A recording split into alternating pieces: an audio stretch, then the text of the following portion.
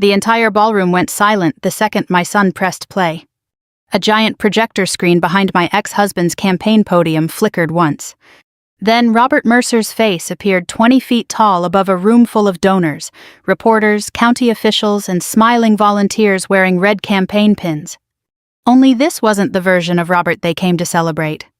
This Robert sat at a private donor dinner laughing into a whiskey glass while saying, "Working-class voters don't actually want solutions, they just want somebody to blame." A few people in the ballroom gasped immediately. Then another clip started. Robert loosening his tie backstage before a fundraiser. My ex-wife wrote half my early speeches anyway. People loved the authenticity. Funny considering she never understood politics. And then the final clip. The one that changed everything. Robert looking directly towards someone off camera and saying, "Honestly, divorce improved my image. Elaine always made me look too middle class." The room didn't erupt. That would have been easier.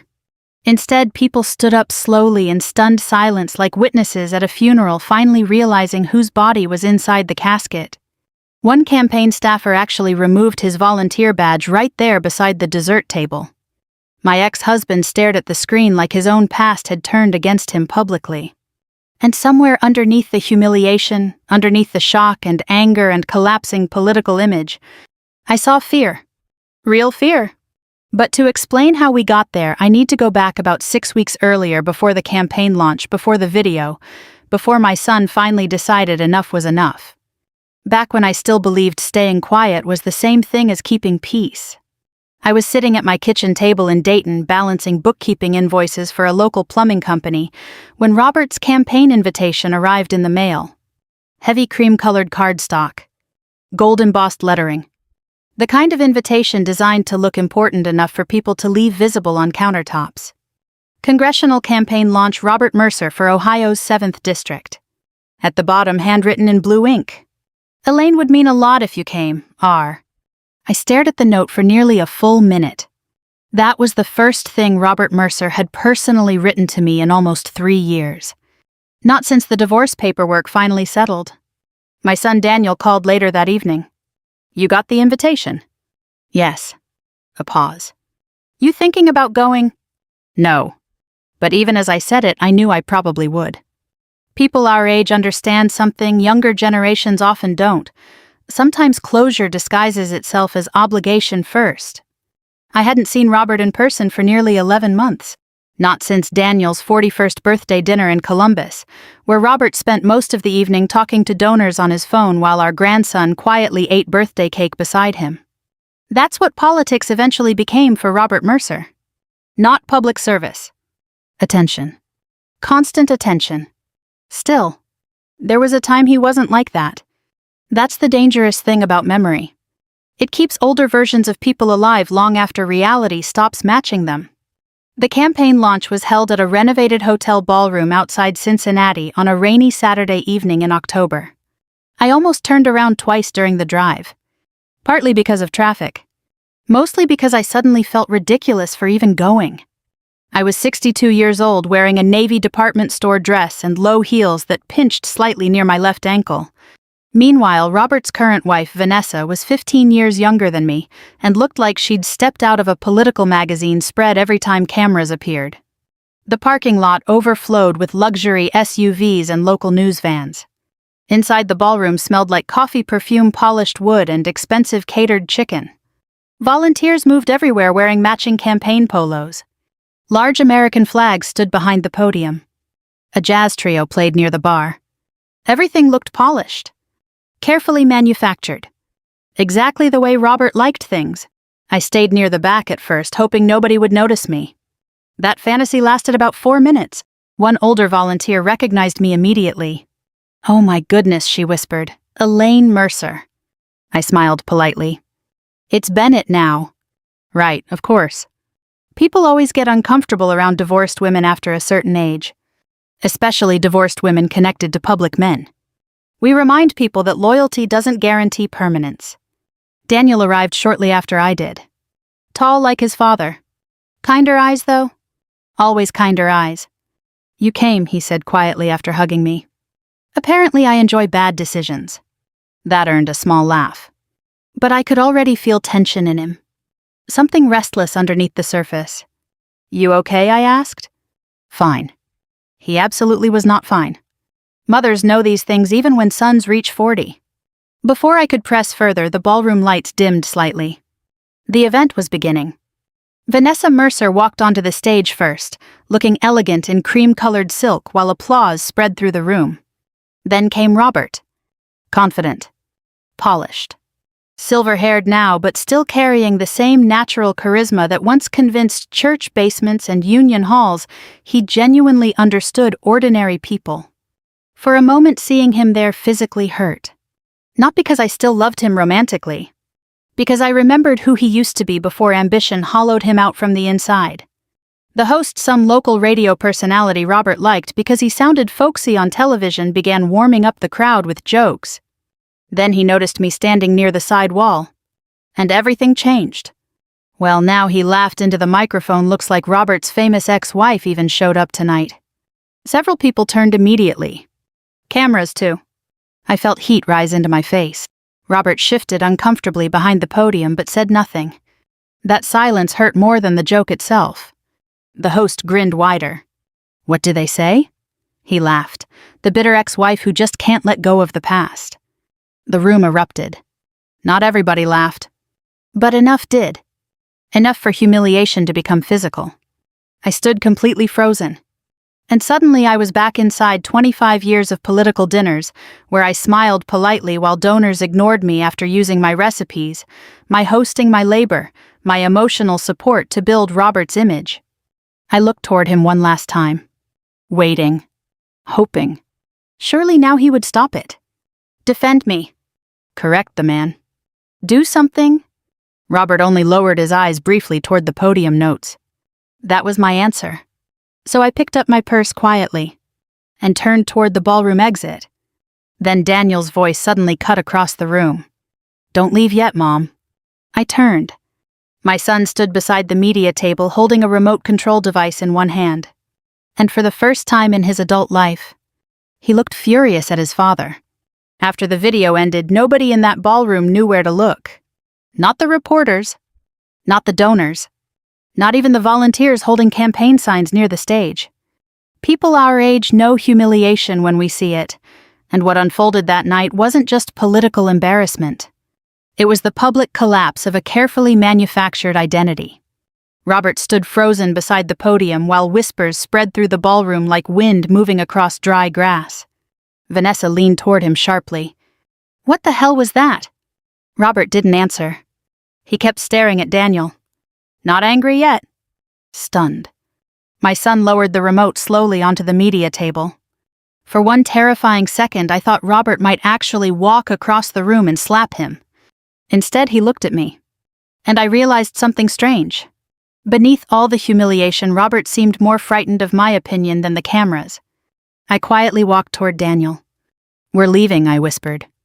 But before we reached the exit, 3 local reporters intercepted us near the hotel lobby. "Mrs. Mercer."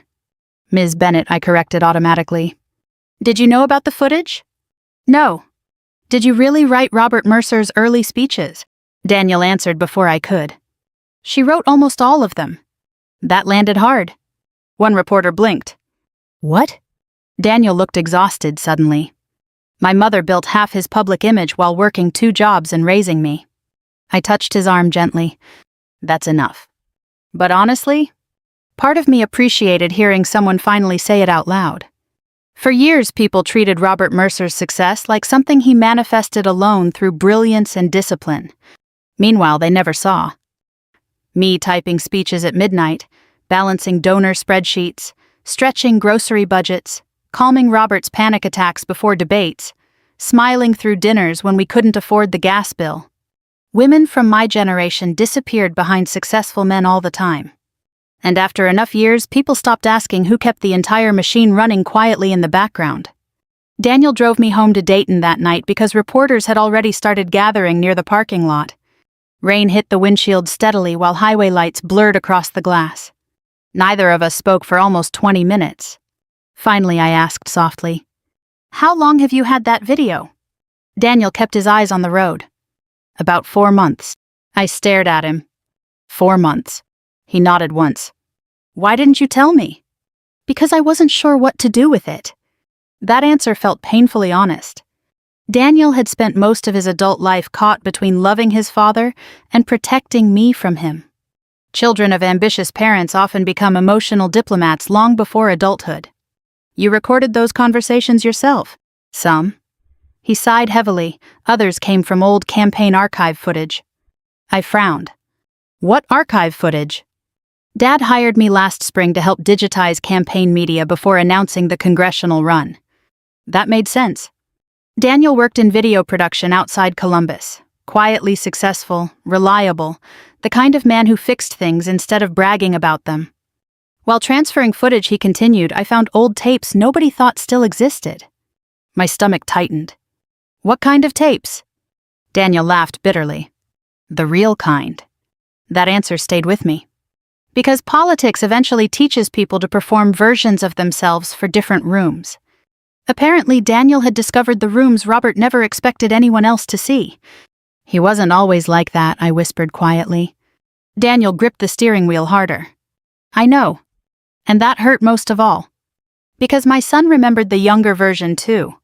Back before campaign consultants. Back before expensive suits and donor retreats and television interviews. Back when Robert Mercer still sounded sincere talking about factory closures and ordinary families.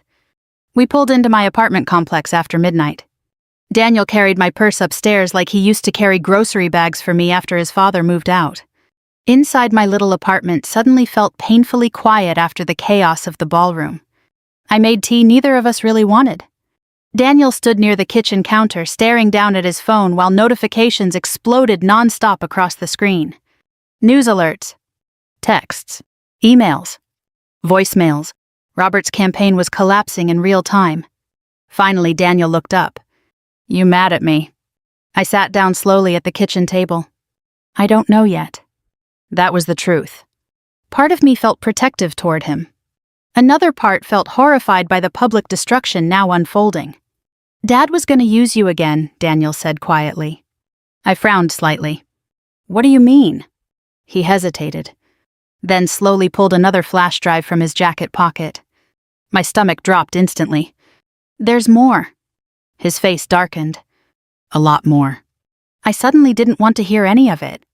Because somewhere deep down I already suspected the ugliest parts weren't political. They were personal. Daniel sat across from me heavily. Mom, he said carefully, do you remember last year when that reporter asked Dad about the divorce? Yes. Robert had smiled smoothly during the interview and called the divorce a painful private matter. At the time, I actually appreciated the dignity of that answer. Daniel looked sick now. There was a strategy meeting afterward. My chest tightened. What kind of strategy meeting? He swallowed hard. One of the consultants suggested using your emotional health during the divorce to build sympathy if reporters kept digging. I stared at him. What? Daniel looked away. They talked about menopause, depression, anxiety medication. Every word landed like physical impact. They said portraying you as emotionally unstable would protect Dad's image as the patient husband who tried everything. I suddenly couldn't breathe correctly. Because those years after the divorce had been genuinely difficult. Panic attacks. Sleeplessness. Therapy twice a month. Not because I was unstable. Because 27 years of emotional abandonment eventually catches up to people physically. And Dad agreed to this. Daniel stayed silent too long. That silence answered everything. I stood up immediately and walked toward the sink because if I stayed seated I thought I might collapse. The kitchen window reflected my face back at me, older now, tired, still somehow grieving a man standing very much alive in Ohio. I didn't release those clips because of politics, Daniel said quietly behind me. I kept staring into the dark window. Then why? His voice cracked slightly. Because I got tired of watching people erase you. That sentence finally broke me. Not dramatically. Not loudly. Just quiet crying beside a kitchen sink at 62 years old while my son sat nearby carrying too much family pain for one person. And somewhere across Ohio, Robert Mercer was probably watching his entire public career unravel on television. But strangely enough, that wasn't what hurt me most anymore. By the following Monday morning, Robert Mercer's face was everywhere. Television, Facebook clips, radio call-in shows.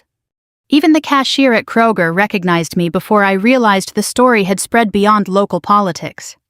"You're that woman from the campaign thing," she whispered while scanning my soup cans. Not cruelly. Curiously. That somehow felt worse. For 30 years I had existed publicly as background decoration beside Robert Mercer's ambition. Now suddenly people looked at me directly. It was unsettling. Older women become invisible gradually in America. Then one strange moment can force visibility back onto you whether you want it or not. By noon, 3 campaign staffers had resigned publicly. 1 county commissioner withdrew his endorsement. And the donor dinner clips continued replaying non-stop online. Especially this part. Working-class voters don't actually want solutions, they just want somebody to blame. That line destroyed him more than the insults about me. Because Ohio voters forgive ego faster than they forgive contempt. Meanwhile, Robert disappeared completely from public view. Vanessa released some carefully worded statement about misrepresented private footage, but even she sounded unconvinced. Daniel stayed with me that week because reporters had started parking near my apartment complex. Every evening he muted the television whenever Robert's face appeared. I pretended not to notice. On Wednesday afternoon, an old campaign volunteer named Martha Klein knocked on my apartment door carrying a peach pie. That's how Midwestern women over 60 still handle emotional crises. Pie first. Conversation second. Martha hugged me so tightly I nearly cried before she even stepped inside. "I always wondered when people were finally going to tell the truth," she muttered. We sat at my tiny kitchen table drinking coffee while Daniel worked quietly in the living room pretending not to listen. Martha had volunteered with Robert's early county campaigns back in the late 80s. Back when politics still happened mostly inside church basements, union halls, school cafeterias, and VFW buildings. "You know what everybody used to say?" Martha asked. "What?"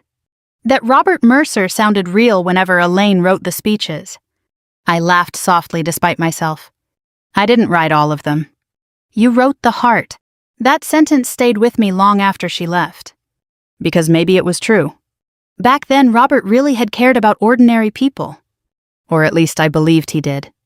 I still remembered nights sitting beside him at our old dining room table while Daniel slept upstairs and campaign flyers covered every surface. Robert pacing nervously before debates, me rewriting lines by hand because he sounded too polished. "People need to hear the factory worker's son," I used to tell him, not the politician. Back then he listened. That's what made all of this hurt differently. If Robert had always been cruel, I could have hated him cleanly. But memory complicated things. The younger version of him still lived somewhere inside me. The man who cried when the Dayton plant closed, the father who coached Little League, the husband who once worked double shifts so I could stay home with Daniel temporarily after pneumonia. Success didn't invent Robert Mercer. It transformed him slowly. And maybe that's even sadder. Thursday evening, Daniel finally showed me more footage. I almost refused. But part of me needed to understand how far things had really gone. We sat together in the living room while rain tapped softly against the apartment windows. The footage looked different from the ballroom clips. Older. Less polished. Private strategy meetings. Fundraisers. Backstage conversations. And underneath all of it, exhaustion. That surprised me. Robert looked tired in almost every clip when cameras weren't meant for public viewing. Then came the worst recording yet. A consultant speaking during a conference room meeting last winter. If reporters dig deeper into the divorce, we pivot toward Elaine's emotional instability narrative. My stomach tightened instantly. Another voice. Voters sympathize with men who tried to hold troubled marriages together. Then Robert spoke quietly. "I don't want her publicly destroyed." For one brief second, relief passed through me. Then he added, "But if protecting the campaign requires context, we do what we have to do." I closed my eyes immediately. That was the moment something inside me finally died permanently. Not love. Illusion. Because even after everything, some foolish piece of me still believed Robert would draw a moral line somewhere when it came to me. Apparently, ambition erased even that. Daniel paused the video. "I'm sorry." I stared at the dark television screen silently. No, I whispered eventually. I think I needed to hear it. And strangely enough, after hearing it I felt calmer. Not happier. Just clearer. Older people understand this feeling. Eventually, truth becomes less painful than uncertainty. Friday morning, Robert finally called. I almost didn't answer. But after the fourth attempt, I picked up. Neither of us spoke initially. Then softly. Elaine. His voice sounded older than I remembered. Not physically older. Defeated older. What do you want, Robert? Another pause. I never wanted this to happen publicly. I laughed quietly. That was the first thing he chose to apologize for. Public embarrassment. Not the lies. Not the humiliation. Not the strategy meetings. Public exposure. You let them laugh at me, I said. I know. No, I replied quietly. I don't think you do. Silence again. Then finally, you weren't supposed to hear those recordings. That sentence told me everything. Not remorse for the behavior itself. Remorse for discovery. I suddenly felt tired beyond anger. Do you remember the church fundraiser in Springfield? I asked unexpectedly. Robert hesitated. Yes. We stayed up until 3 a.m. baking pies because the volunteers canceled. A faint breath came through the phone. I remember. You held my hand in the parking lot afterward and promised if you ever got successful, you'd never become one of those politicians who forgot ordinary people. Robert said nothing. I looked out my apartment window toward the rain-dark parking lot below. Somewhere along the way I whispered, you stopped noticing when people became useful instead of loved. His breathing sounded uneven now. I know. And for the first time since all this started, I believed he might actually mean it. The first time I saw Robert Mercer cry in public, he was 29 years old, standing outside a closed machine parts factory in Dayton. 37 men had just lost their jobs. One of them hugged Robert after the press conference and said, "At least somebody finally showed up." Robert cried in the car afterward. Not dramatically. Quietly. He kept gripping the steering wheel saying, "People deserve better than this. That was the man I married." And maybe that memory is why it took me so long to admit he no longer existed in the same form. The week after the leaked video, Daniel and I drove to Columbus for dinner with my grandson Ethan. It was the first normal evening we'd had since the campaign launch exploded online. Daniel's house sat in a quiet middle-class subdivision with basketball hoops near driveways and Halloween decorations still hanging crookedly from porches, because nobody over 40 has the energy to remove them immediately anymore. Ethan ran toward me the second I stepped inside. Nana. He wrapped himself around my waist while holding a plastic dinosaur in one hand. Children ground people emotionally in ways adults sometimes forget. For a little while. Nobody mentioned politics, nobody mentioned the video, nobody mentioned Robert. We ate spaghetti while Ethan explained second-grade classroom drama with more emotional seriousness than most cable news anchors discussing elections. And honestly, it helped. But later that night, after Ethan went to sleep upstairs, Daniel finally told me the real reason he released the footage. We sat on the back patio beneath weak autumn string lights, while distant traffic hummed somewhere beyond the neighborhood. I didn't plan to leak everything at first, he admitted quietly. I looked at him carefully. What changed? Daniel leaned back heavily in the patio chair. Dad held a strategy meeting about 6 months ago. My stomach tightened immediately. What kind of strategy meeting? The kind where people stop sounding human. That answer alone told me too much. Daniel rubbed his forehead tiredly. One consultant suggested preparing for future questions about the divorce. I stayed silent. Dad's poll numbers with suburban women were slipping. He laughed bitterly. Apparently, divorced male politicians over 60 test badly unless they control the narrative. Narrative. That word has ruined more truth than outright lying ever could. What narrative? I asked quietly. Daniel looked ashamed even repeating it. They wanted to frame you as emotionally unstable during the marriage. I stared at him. How? He swallowed hard. Menopause, anxiety medication, therapy after the divorce. His jaw tightened visibly. One consultant literally called you a sympathetic, cautionary example. I suddenly felt physically cold despite the patio heater beside us. After the divorce, I really had struggled emotionally for a while. Not because I was unstable. Because 27 years of slowly disappearing inside somebody else's ambition damages people quietly.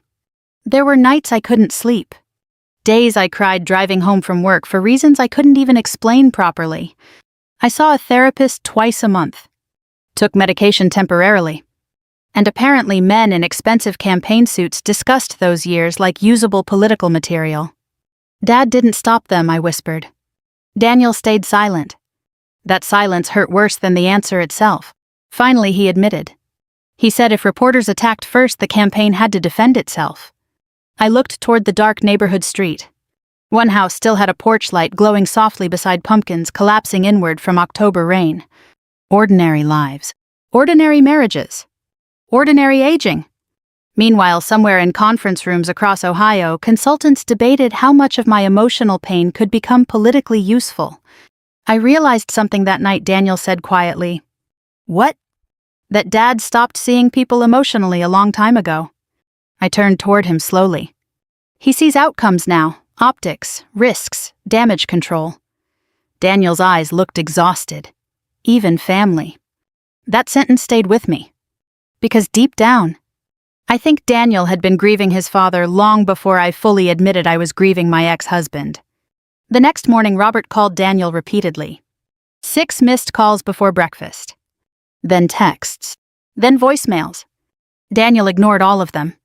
Finally, around noon, he listened to one speakerphone message while I stood nearby making coffee. Robert sounded furious. Not theatrical fury. Real panic. Do you have any idea what you've done? Then softer. You destroyed everything. Daniel ended playback halfway through. And suddenly I realized something important. Robert genuinely believed his career collapse mattered more than the moral collapse that caused it. That's what power eventually does to certain people. It rearranges emotional priorities until image feels more valuable than relationships. 2 days later, Vanessa officially separated from the campaign publicly. The statement called it a period of personal reflection and restructuring. Translation, she saw the ship sinking. I didn't feel satisfaction reading it. Mostly sadness. Vanessa wasn't innocent exactly. But she'd built her identity around proximity to Robert's public success the same way I once had. The packaging changed. The loneliness underneath probably didn't. That Friday evening, Robert showed up at my apartment unexpectedly. No reporters. No campaign staff. No expensive suit. Just Robert standing in a dark wool coat looking older than I'd ever seen him. I almost didn't open the door. But after 30 years together, curiosity still outweighed caution sometimes. You shouldn't be here, I said quietly. I know. Rainwater dotted his shoulders. For several seconds, neither of us spoke. Then he looked around my apartment slowly. Second-hand furniture, small dining table, bookkeeping files stacked near the recliner, framed photos of Daniel and Ethan. This is where you've been living. The question irritated me immediately. Yes, Robert, normal people have apartments. He closed his eyes briefly like he deserved that. Can I come in? I should have said no. Instead, I stepped aside. And for the first time since our divorce, Robert Mercer entered a space that had nothing to do with politics, image donors, or campaigns. Just the real life left behind after ambition finished consuming everything else. Robert stood awkwardly inside my apartment like a man visiting a museum exhibit from his former life. Not because the place looked sad. Because it looked real. No consultants. No donors. No polished campaign branding. Just a 62-year-old woman's ordinary life.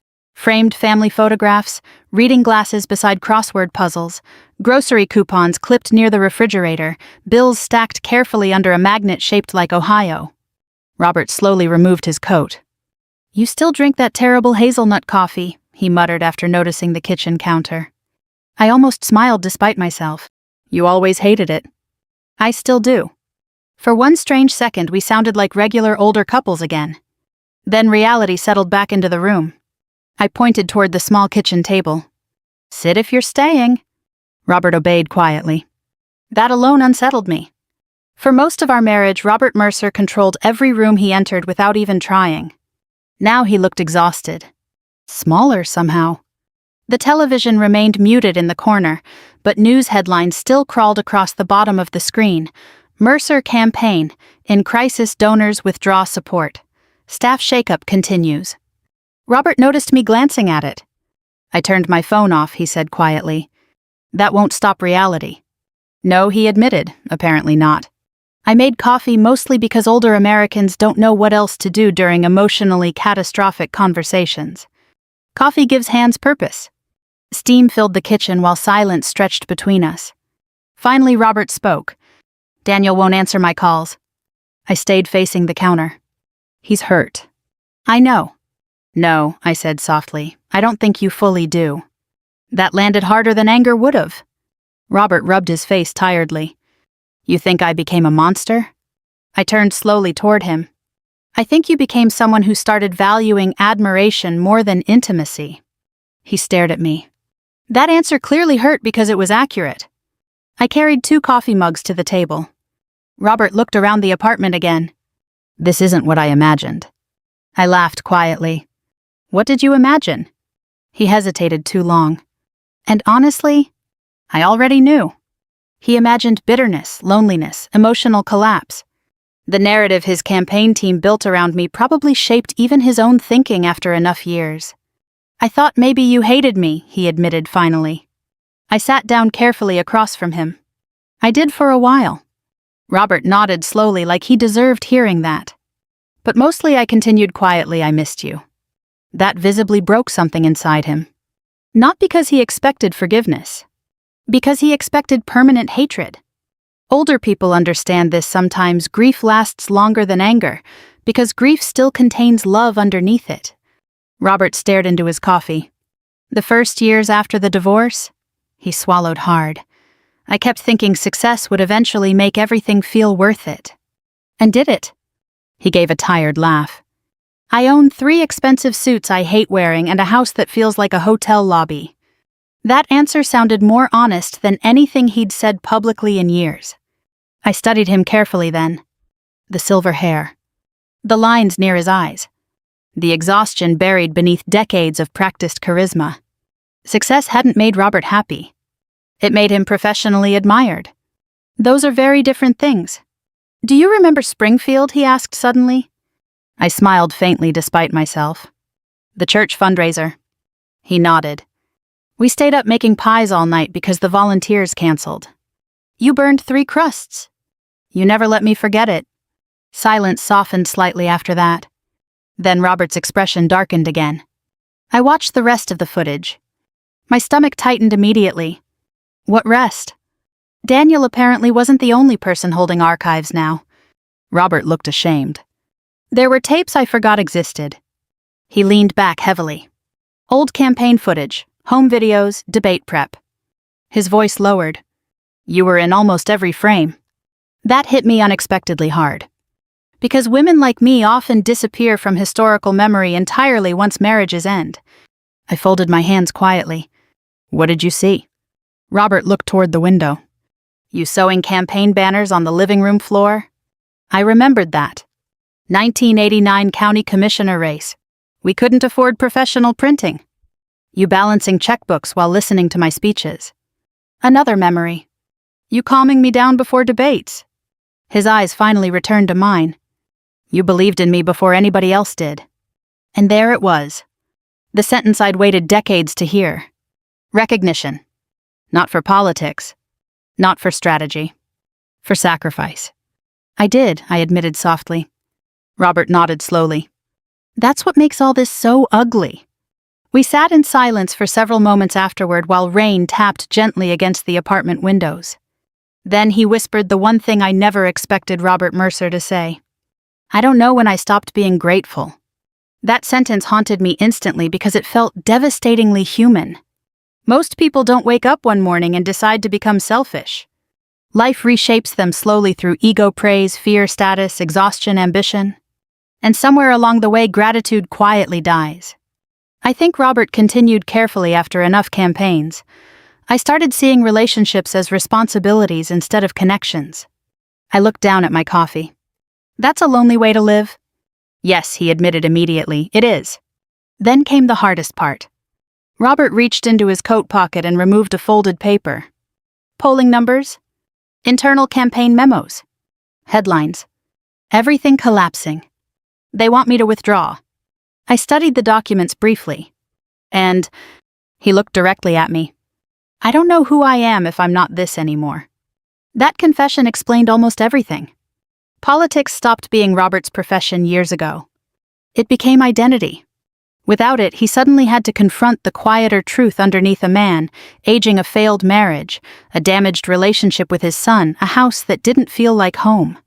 And perhaps worst of all, a growing realization that the people who truly loved him belonged mostly to the part of his life he sacrificed climbing away from. Before leaving that night, Robert paused beside the apartment door, then quietly asked, "Did I really erase you that badly?" I looked at him for a long moment before answering. "Number." He seemed relieved for half a second. Then I finished. "You erased yourself first." And for the first time since I'd known him, Robert Mercer looked like a man finally afraid of the person he'd become. By the time of the final debate, Robert Mercer's campaign was already dying publicly.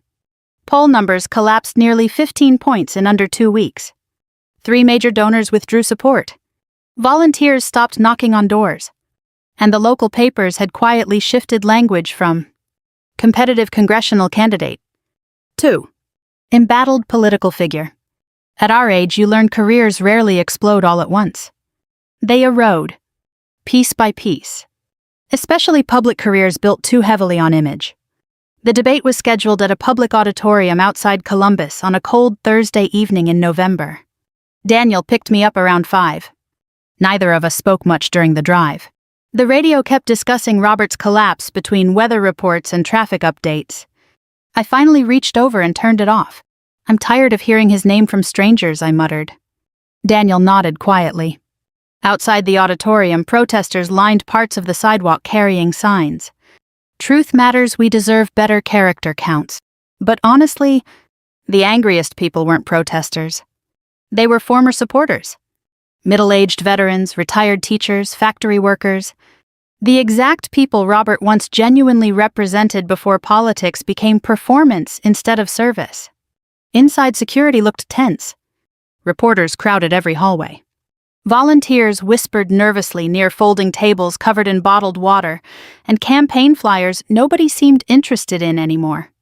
Daniel and I sat near the middle section of the audience, far enough back to avoid cameras, close enough to see Robert clearly. When he finally walked onto the stage, I barely recognized him. Not physically. Spiritually. He looked exhausted in a way expensive tailoring cannot hide. Older politicians often spend decades mastering how to project certainty. Tonight, Robert looked like a man carrying too much truth to stand comfortably inside his own body anymore. The debate began normally enough. Taxes, healthcare, veteran services, infrastructure spending. Robert still sounded intelligent. Still charismatic. That part never disappeared. But underneath every answer lingered visible strain. The audience felt it too. People no longer listened with admiration. They listened with suspicion. And once trust breaks publicly, every sentence sounds rehearsed afterward. About 40 minutes in, the moderator finally addressed the scandal directly. "Congressman Mercer," she said carefully, "voters across Ohio have expressed concern regarding leaked footage involving private remarks about working-class communities and allegations surrounding your former marriage." The entire auditorium quieted immediately. Robert adjusted his water glass slightly, a habit he had whenever anxiety hit. "What would you say to voters questioning your integrity tonight?" There it was. The moment every campaign advisor probably spent days preparing him for. I expected deflection. Political language, damage control, strategic phrasing. And initially, that's exactly what started happening. Private remarks taken out of context. Then Robert stopped. Actually stopped mid-sentence. I watched something shift across his face in real time. Exhaustion, maybe. Or shame finally outweighing instinct. He looked toward the audience. Then, unexpectedly, toward me. And suddenly I knew. He was tired of performing. Robert set down his prepared notes slowly. The moderator looked confused. Campaign staff near the stage visibly panicked. Then Robert spoke again. Only now he sounded like the younger man I married decades earlier in church basements and union halls before consultants taught him how to sound safer. "No," he said quietly, "that answer isn't honest." The auditorium froze. Robert swallowed hard. "My former wife Elaine spent almost 30 years helping build every campaign I ever ran." I stopped breathing for a second. She balanced finances, wrote speeches, organized volunteers, worked extra jobs when campaigns couldn't pay bills. His voice roughened slightly. And somewhere along the way, I allowed public success to rewrite private truth. Nobody moved. Not even reporters. Robert continued carefully. "The footage people saw." He paused. "Those were real moments, real arrogance, real failure of character." A woman somewhere near the back whispered, "Jesus." Robert looked down briefly. I became addicted to admiration. That sentence echoed through the auditorium harder than shouting ever could. Politics rewards performance. Gradually, I started valuing image over intimacy. His eyes found Daniel briefly now, and I hurt the people who loved me most while convincing myself it was necessary. I saw Daniel tense beside me. Not angry. Emotional. Because children always hope their parents eventually tell the truth plainly, even after years of disappointment. The moderator looked stunned but allowed Robert to continue. "I spent years talking about dignity for working families while privately becoming ashamed of appearing ordinary myself." That line hit the room hard. Because people recognized its honesty immediately. Older Americans especially understand how success can quietly tempt people into abandoning the very communities that shaped them. Robert looked toward me again. And for the first time in decades, there were no cameras inside his expression. Just regret. "Elaine," he said softly into the microphone, "you deserved gratitude, not humiliation." The auditorium remained completely silent. Not triumphant. Not dramatic. Sad. Just deeply sad. Because everyone there suddenly understood this wasn't really a political collapse anymore. It was a man publicly mourning the person he used to be. One campaign advisor hurried toward the stage edge, whispering frantically at him. Robert ignored him completely. Then came the final sentence. The one that ended his career. "I will be withdrawing from this race effective tomorrow morning." Gasps spread instantly. But Robert kept going. Not because I was exposed. He paused heavily, because exposure forced me to finally see myself clearly. No applause followed. That mattered. If the crowd had clapped, the moment would have felt theatrical. Instead, people simply sat there absorbing the wreckage of a life built too heavily around external validation. As the debate ended, reporters surged forward instantly. Campaign staff panicked. Security moved quickly. But Robert never looked toward cameras again. Only toward Daniel and me.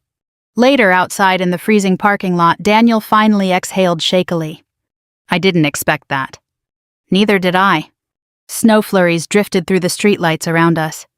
For several seconds, we simply stood there listening to reporters shouting questions somewhere behind the auditorium doors. Then Daniel asked quietly, "Do you think Dad meant it?" I looked back toward the building where Robert Mercer's political career had just ended in front of hundreds of strangers. And strangely enough, for the first time in years, I believed he finally might. About 4 months after Robert withdrew from the race, I saw him carrying folding chairs into a church basement wearing jeans and an old Dayton Wildcat sweatshirt with paint stains on one sleeve. No cameras. No donors. No applause. Just Robert Mercer helping set up a veterans recovery support meeting on a snowy Tuesday evening in February. And somehow, that version of him looked more honest than the man standing behind podiums ever had. Life became quieter after the campaign collapsed. Not magically peaceful. Just quieter. The reporters eventually moved on to newer scandals and fresher outrage. That's the thing about public humiliation in America, now it burns hot and disappears fast. But private consequences linger longer. Robert sold the large Columbus house a few months later. Vanessa left shortly afterward. I didn't ask for details. At our age, you eventually learn some endings don't require autopsies. Daniel slowly rebuilt a relationship with his father, though carefully. Very carefully. Trust returns to older families like physical therapy after surgery, small movements. First awkward effort, occasional setbacks, patience, nobody enjoys practicing. Some Sundays, the three of us met for breakfast halfway between Dayton and Columbus at a little diner near Springfield. The kind with cracked vinyl booths, weak coffee, waitresses who call everyone hon, old men discussing weather forecasts like military strategy. The first breakfast felt painfully awkward. Robert arrived early wearing a plain winter coat and carrying none of the polished confidence that once filled entire banquet halls. Daniel mostly discussed Ethan's basketball games. I talked about bookkeeping classes I'd started teaching twice a week at the community center. Normal conversation. Careful conversation. But normal mattered.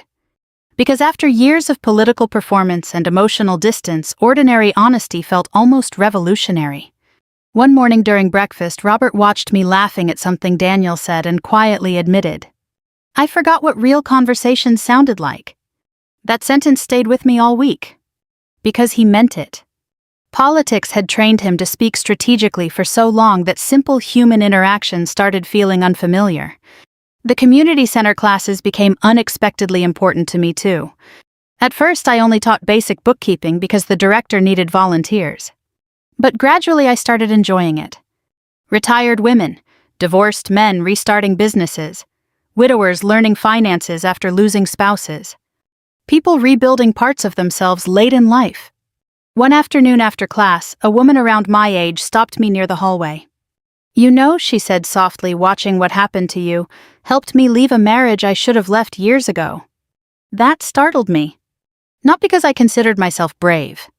Honestly, for most of this story, I felt more tired than brave. But apparently survival sometimes looks courageous from the outside. Meanwhile, Robert continued volunteering quietly with veterans groups and addiction recovery programs. Not publicly. Actually, quietly. I think losing the campaign forced him to confront how empty admiration feels once applause disappears. One rainy evening in April, he came by my apartment carrying a cardboard box. "What's this?" I asked. "Stuff from storage." Inside sat old campaign buttons, photographs, handwritten speeches, newspaper clippings, family VHS tapes. And near the bottom, my original handwritten notes from his very first county campaign speech in 1987. I stared at them silently. "You kept these?" Robert nodded. "Couldn't throw them away." I laughed softly. "You threw away almost everything else." He accepted that without defending himself. That mattered too. Then he picked up one old photograph carefully. Me standing beside him outside a union hall wearing a cheap winter coat while holding campaign flyers. We looked exhausted. Young. Hopeful. Robert smiled sadly. "You know what's strange?" "What?" "I spent years chasing respect from strangers while neglecting the people who already loved me. There it was. The real tragedy underneath everything. Not politics. Not scandal. Emotional blindness. Success becomes dangerous when admiration starts feeling more nourishing than intimacy." I sat beside him quietly on the couch. "You weren't entirely wrong for wanting more," I said gently. Robert looked surprised. "Ambition itself isn't evil," I shrugged slightly. "People just lose themselves gradually chasing it sometimes." He stared at the photograph. I think I stopped noticing the difference between being important and being loved. That line nearly broke me. Because I think many older Americans quietly understand exactly what he meant. The world rewards visibility, achievement, image. But the deepest parts of life usually happen privately. Raising children, caring for aging parents, surviving marriages, paying bills, sitting beside hospital beds, staying when nobody applauds. That's where real character forms. Not on stages. Several weeks later, Robert attended Ethan's school music recital. Nothing dramatic happened. No grand speeches. No emotional public reconciliation. He simply sat beside me in a folding school auditorium chair, while third graders played off-key recorder music badly enough to qualify as emotional endurance training. At one point, Ethan waved excitedly toward us from the stage. Toward both of us. And suddenly I realized something important. The cycle had stopped. Daniel no longer needed to choose between parents. Ethan would grow up seeing truth instead of performance. And maybe that mattered more than revenge ever could. One evening after the recital, Robert walked me to my car beneath soft spring rain. "I'm sorry," he said quietly. Not polished. Not strategic. Just honest. For all of it. I studied him for a long moment. The aging face, the tired eyes, the absence of performance finally replacing charisma. Then I answered truthfully, "I know." And strangely enough, that felt like enough. We never remarried. Never even discussed it. Some bridges rebuild into friendships instead of romances. That's still healing. And if this story leaves you with anything tonight, I hope it's this. The people standing quietly behind someone's success often sacrifice more than the world ever sees. Don't wait until public failure forces you to recognize their value. Tell them while life is still ordinary enough to hear it quietly. If this story touched your heart, share it with someone who spent too much of life feeling unseen. And if you believe dignity, truth, forgiveness, and emotional honesty still matter in this world, stay with us for more stories like this.